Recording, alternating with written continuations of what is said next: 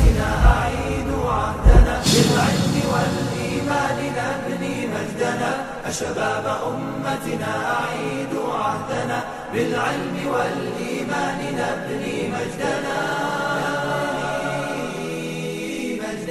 أخلاقكم كالنور من قبس الهدى وشعاركم في الكون سنة أحمدا أخلاقكم كالنور من قبس الحمد لله رب العالمين والصلاة والسلام على أشرف الأنبياء والمرسلين سيدنا محمد وآله وصحبه أجمعين وبعد سبحانك لا علم لنا إلا ما علمتنا إنك أنت العليم الحكيم اللهم علمنا ما ينفعنا وانفعنا بما علمتنا وزدنا علما يقربنا إليك يا رب العالمين اللهم افتح لنا فتوح العارفين ووفقنا توفيق الصالحين لا حول ولا قوة إلا بالله العلي العظيم لا حول ولا قوة إلا بالله العلي العظيم لا حول ولا قوة إلا بالله العلي العظيم رب اشرح لي صدري ويسر لي أمري واحلل عقدة من لساني يفقهوا قولي آمين صدق الله العظيم يقول الله سبحانه وتعالى في محكم كتابه أعوذ بالله من الشيطان الرجيم بسم الله الرحمن الرحيم والذين جاهدوا بأموالهم وأنفسهم في سبيل الله أولئك أعظم درجة عند الله صدق الله العظيم. Honorable ulama kiram, respected brothers and elders and sisters of Islam, Assalamu alaikum wa rahmatullahi ta'ala wa barakatuh. The topic of discussion this evening is extremely sensitive and very crucial at the same time.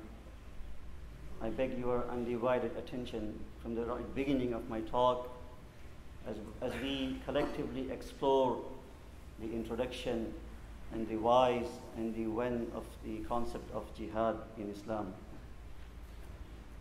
And keep in mind, as Mufti Asim Sahab Hafizahullah Ta'ala made very clear, we don't intend to cover all the aspects of military jihad in Islam. However, the aim and objective is to provide and offer a brief introduction so that we remove the misunderstanding from our minds. Hence, as we communicate and talk to our fellow citizens and friends, at least we have some knowledge to express and explain this concept. With that said, of all the religions in the world, it is indeed a sad reality. Islam is alone that is linked mostly with the militancy. This is one aspect out of 10, unfortunately has dominated the 9 aspect of Islamic teachings. Hence people taint our religion saying Islam is a religion of terrorism and the rest. This one aspect of Islamic teachings that relate to military jihad, the causes behind and the reasons for this we need to understand and learn. Hujjatul Islam Shah Waliullah Dahlvi Rahmatullahi Alayh, in his very well-known book Hujjatullah al-Baligha, he says, no religion in the world can be a true religion if it does not teach its followers to learn to defend and to safeguard themselves and to remain on the face of the earth. So this is why it is important that we examine the ayat of the Quran. Obviously, every ayat in the Quran has a backdrop of it, the Sha'nun Nuzul, as we say. And in the context of that, when we look at the life of Rasulullah sallallahu alaihi wasallam, we come up with the reasons and causes that have legitimized and legalized the concept of jihad in Islam. Out of many reasons, the first of all is the reason of persecution and dhulm. We know that Rasulullah sallallahu alaihi wasallam, when he started preaching and practicing Islam in Makkah al-Mukarramah, and as people started joining him, the level of persecution increased. And this was, subhanAllah, not difficult for Muslims to fight, because Arabs, they thrived on war. But Allah subhanahu wa ta'ala intended something different through this tarbiyat. Therefore, wasbir. The ayat that talk about the period of time, they are constantly reminding of patience and perseverance. So for 13 years of patience, they went through that harsh period, and finally the permission was granted on the basis of this. The first ayat that came down, giving the permissibility for the armed conflict and to engage in battle was this. أعوذ بالله من الشيطان الرجيم أذن للذين يقاتلون بأنهم ظلموا. The permission has been granted to those who have been fought to fight. And the reason is because بأنهم ظلموا. They have been persecuted not for 1 day, 1 month, 1 year, rather for 13 years. And when we look at the seerah of Rasulullah sallallahu alaihi wasallam, including Prophet sallallahu alaihi wasallam, the Sahaba, the type of persecution they went, we know dhulm is different from person to person, from place to place. But the type of persecution they underwent, it is beyond the description. It was the extreme persecution that they were subjected to. Bilal radiallahu ta'ala anhu, Khabbab ibn al-Ard radiallahu ta'ala anhu, Suhayb Rumi radiallahu anhu, and the family of Yasir radiallahu anhum. All of these people are the example. When we read about them, we can glimpse the type of persecution they underwent. So this was the first reason the Quran talks about. Because of this, they were given the permission to fight. The second reason, as we explore in the Quran, that we can find in the Quran, is the forced expulsion from the land. This is the second reason. We know that Muslims who accepted Islam and practiced Islam in Makkah al-Mukarramah, their life had been made so miserable and so difficult that it was impossible for them to live in peace. Their lives were not safe, their properties were not safe, and they were not allowed to walk peacefully on the face in the city. And this led Rasulullah sallallahu alaihi wasallam to send a group to migrate to Abyssinia, and it happened twice. And finally, Muslims migrated to Madinatul Munawwara. So this also we find in the Quran as a reason that Allah subhanahu wa ta'ala says, الَّذِينَ أُخْرِجُوا مِنْ دِيَارِهِمْ بِغَيْرِ حَقٍّ. Those who have been, chased out of their homes unjustly. So stealing land, if someone does so, this also legitimizes and gives the permissibility to fight and engage in armed battle. The third reason that we can also see in the Quran is the reason where a person is not given the freedom to practice the religion. When we study the seerah of Rasulullah sallallahu alaihi wasallam very closely, at the root of all of these, what we find, although they were the people of the same race and same color, same background, same culture, everything, but what created the situation between Muslims and non-Muslims was this, because Rasulullah sallallahu alaihi wasallam, when he preached Islam, that became a bone of contention between the two groups, and that led the Muslims to suffer the persecution, the physical one and the rest. So it was Islam, when it got introduced in the society, that the people who followed Islam and practiced Islam, they suffered and they were subjected to the most heinous type of persecution. So this is the third thing, that the religious persecution, and we know when we study Quran, the ayat of the Quran are very clear about this, that Islam acknowledges and recognizes the freedom for a person to choose a religion whichever he or she likes. Allah subhanahu wa ta'ala says, La ikraha fi din, there is no compulsion in the religion. And lakum dinukum waliya din, for you is your deen and for me is my deen. But this was not something acceptable to the people of Mecca. And on the basis of this, they forced Rasulullah sallallahu alaihi wasallam and the Sahaba to go through that. And including this, what includes in this concept of freedom of practicing the religion is also to preach the religion. Both of these things have to be connected to each other. Freedom to practice the religion and the freedom to preach the religion. Muslims, they had problem to begin with practicing the religion, let alone preaching it to others.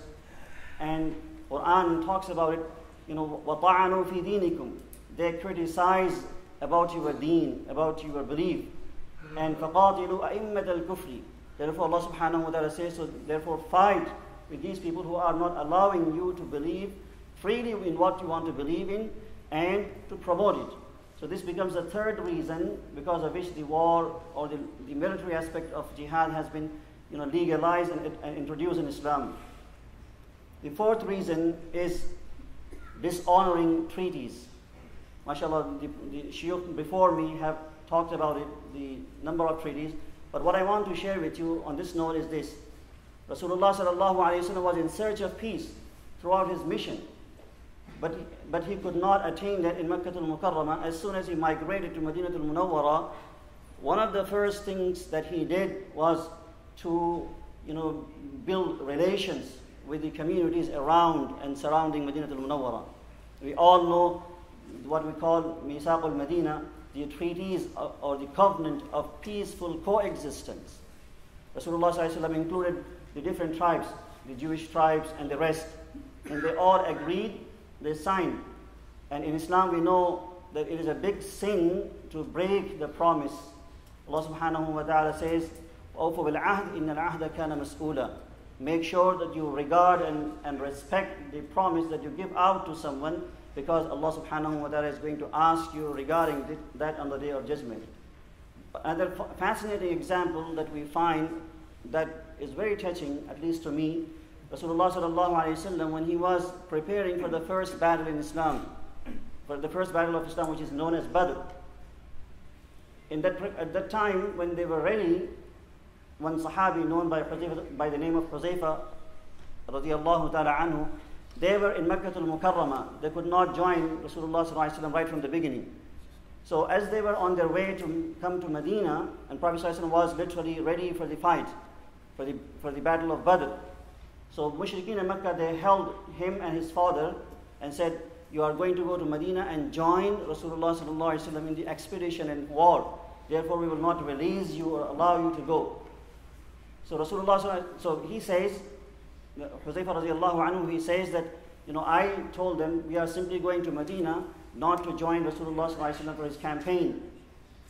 And then taking this word seriously, and they asked him to promise that he would not be joining Rasulullah sallallahu alaihi wasallam, they released him and his father. When he came to Madinah al-Munawwara, he asked Rasulullah sallallahu alaihi wasallam to join. So Prophet sallallahu alaihi wasallam asked him the situation, and he narrated everything what had happened. Then Rasulullah sallallahu alaihi wasallam said, "Insarifa, nafi lahum li'ahdihim." Go back, reverse to Madinah al-Munawwara, and we will respect and honor the promise that you have made to the Mushrikeen of Makkah. And this was the time that the opposition was 3 times bigger in number than the Muslims. And they needed every individual. But Rasulullah sallallahu alaihi wasallam respected and regarded the treaty and promise and covenant. So this shows that how important it was to Rasulullah sallallahu alaihi wasallam, and it is in Islam. But what happened after this type of covenant that Rasulullah sallallahu alaihi wasallam made, these were the very people who broke that after a few years. And the armistice of Hudaybiyah, as you have just heard in detail, that was also broken shortly after a while. So this shows that Rasulullah sallallahu alaihi wasallam was very bothered by all of these things. And Allah subhanahu wa ta'ala, due to this reason, granted Rasulullah sallallahu alaihi wasallam permission also, because these people directly or indirectly involved in the activities of war. And Allah says in Surah Al-Bara'a, وَإِنَّ كَسُوا عَهْدَهُم مِّن بَعْدِ إِيمَانِهِمْ, that if they break their promise after making it, أَنَّهُمْ لَا أَيْمَانَ لَهُمْ, Allah says, fight with them because they are not sincere and they were not true in their promises. So this is the fourth reason. And the fifth and last, to me, is this: to remove shar and fasad from the face of the earth.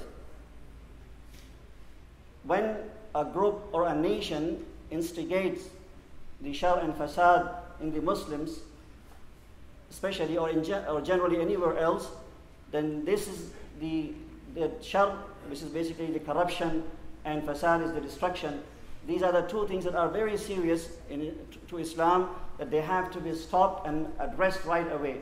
Otherwise, the consequence of this will be greater. And therefore, Allah subhanahu wa ta'ala, in number of ayat, has addressed this matter and clearly said, وَقَاتِلُوهُمْ حَتَّى لَا تَكُونَ فِتْنَةً.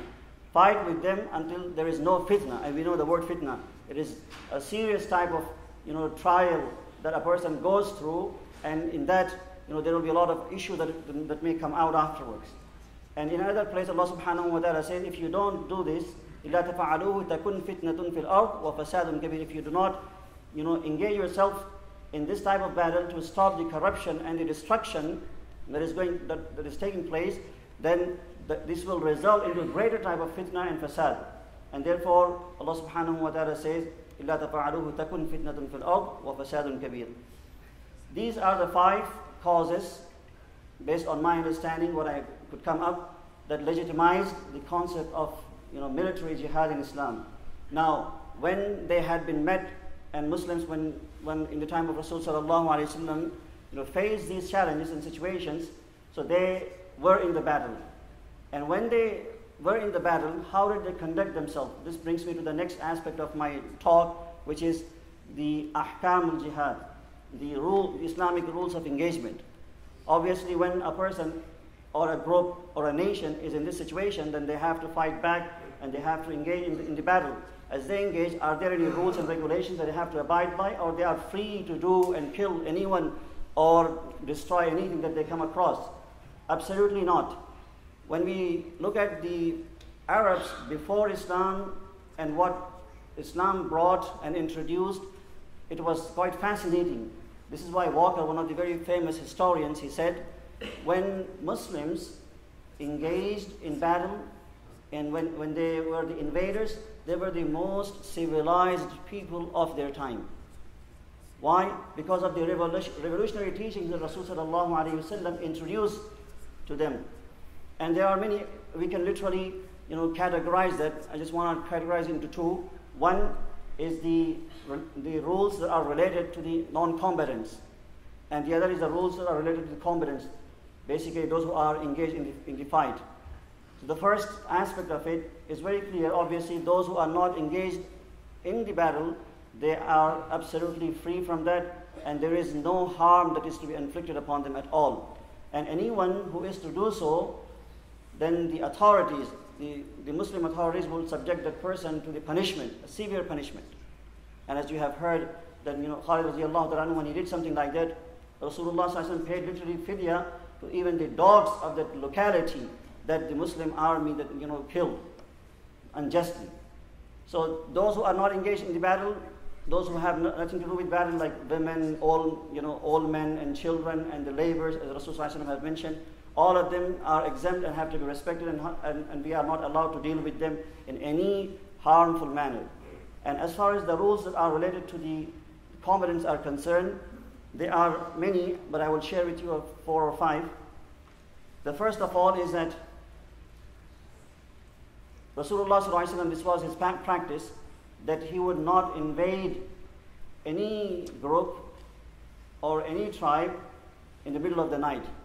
No invasion at night. Why? Because this is the time of ghafla. People are resting, people are sleeping. They are not prepared for that. So therefore, Anas radiallahu ta'ala says, Rasulullah, whenever he would come to any locality for the reason of attack, he would not attack until hatta yusbiha, unless they enter into the morning time, in order to respect the night, the peaceful night, and in order to let the other person know that this is not the time to really attack. And the second reason is Rasulullah sallallahu alaihi wasallam mentioned, "La yu'adhibu bin nar illa rabbun nar." There is no one who will be subjected to the punishment of fire, even during the battle. This is the hadith of Rasulullah sallallahu alaihi wasallam. Now, in the light of this, what we also know, the type of atrocities that were done in modern age, in the Second World War, the atomic bomb, and the type of destruction it brought upon the nation. 80% of whom they were civilian and innocent. They had nothing to do with war. Hiroshima, I'm referring to this. And what had happened is that they say, if you really read about that, I will just quote 2 or 3 things here, that when this bomb was dropped, it created such a radiation that within a few seconds of this bomb being dropped, 70,000 people literally ceased to exist as an entity. 70,000 people within a few seconds. That means they left behind an atomic shadow. They were no longer there. Literally 70,000 people. And then within the radiance of 2.5 kilometers or miles, in fact, anything and everything that got exposed to the light and heat of this bomb, they turn instantly into carbon. Instantly into carbon. A lady who suffered from this but survived, she says if there was to be any concept of war, if there was to be any concept of hell, then you could have seen the hell at that time. There were people walking, holding their eyes in their hand. Holding their eyes in their hand. Their flesh was literally their flesh was dropping and bleeding. And she says that I could not recognize my own daughter. Her face was looking like a balloon. You could not see the nose, the eyes, or anything else. This was the atrocity done. And of course, this is in regards to this, we understand that La yu'adhibu bin nar illa rabbuna. Why did Rasulullah say? Because of what type of harm it can bring about. And I will end quickly just narrating a few more things here. The third thing is that killing by torture. This is something that Rasulullah said, Naha Rasulullah an qatl as-sabr. Sabr is the type of killing that Arabs used to enjoy, like tying up the prisoner, and they would literally pierce and thrust the pierce into, and by doing so will make a person gradual cause to death. And Chris Hedges, one of the very famous journalists and activists, he wrote a book, War, which is a force that gives us a meaning. In that he says the type of killing that takes place now in modern day wars, he says there were people in the Serb land and in Central America that they used sledgehammers to kill people until they were dead, beating them with the rod. So these things are still there, and Rasulullah centuries ago forbade these things. And the next reason is this, the prohibition to mutilate. And we know that Rasulullah, his own uncle, suffered from that, and Rasulullah has forbade that. And the next one is Rasulullah said, La tusammimu abara a'daikum. Do not poison anything when you are engaged in battle. And he especially mentioned the wells, the water of well that is used, because the harm is unprecedented. And we can understand in this, the chemical weapons are absolutely not acceptable in Islam because of this hadith of Rasulullah. And the last one is this one where Rasulullah has mentioned that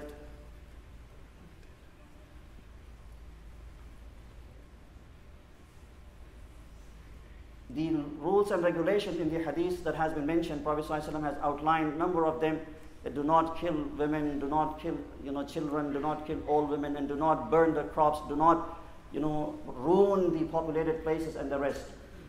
And at the end of it, what I want to share is that last century, the people who were killed were nearly 200 million in the wars. Nearly 200 million in the war because of the wars that had taken place in the world. Most of them were civilians. And these wars were not based on religion. They were based on nationalism and racism and the rest. But Rasulullah, when he engaged in war, the type of sanctity he maintained, he fought 9 wars. And in all of them, the number of people who were dead on both sides, Dr. Hamidullah Marhum, he says, approximately 1,600. Approximately 1,600, not more than that. That shows that how Rasulullah respected, even being engaged in the war, the respect for the life and the rest. So therefore, I end with this statement that we as Muslims, number one, need to understand this concept, and number two, readdress the wrong that is taking place. Number three, to promote the right understanding of this concept in Islam. And Allama Iqbal, he has very beautifully said that the role of Muslim of our day, in this day and age, is that he says, Yaqeen muhkam, amal payham, muhabbat fatihi alam. He says, the role of Muslim of this day and age is that we, number one, well acquaint ourselves with the firm beliefs. And number two, we are tirelessly working for the very beliefs that we have believed in. And then we promote love which conquers the world. And he says, Jihad is zindagani mein hai mardon ki shamshirein. These are the true swords. These are the true swords for the people who are engaged in this. Wa akhiru da'wana alhamdulillahi rabbil alamin.